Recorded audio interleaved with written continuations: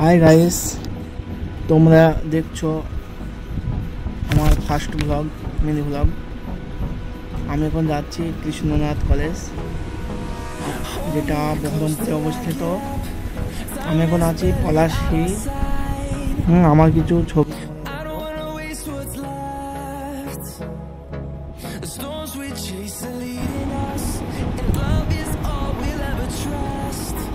এই বন্ধুরা, আমরা এখন কেন কলেজে আছি, যেটি 1853 খ্রিস্টাব্দে প্রতিষ্ঠিত হয়েছিল।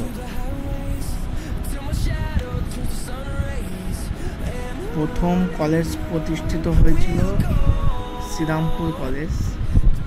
তারপরে 1853 খ্রিস্টাব্দে এই ঐতিহ্যময় কলেজ, সুন্দর কলেজ প্রতিষ্ঠিত হয়েছিল। তোমরা এখন দেখতে পাচ্ছ সব কিছু।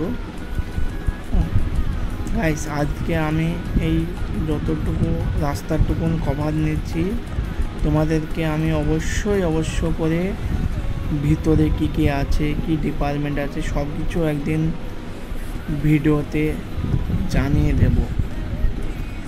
এই দেখছো কত সুন্দর, দেখছো তোমরা ঐতিহ্যময় কৃষ্ণনাথ কলেজ।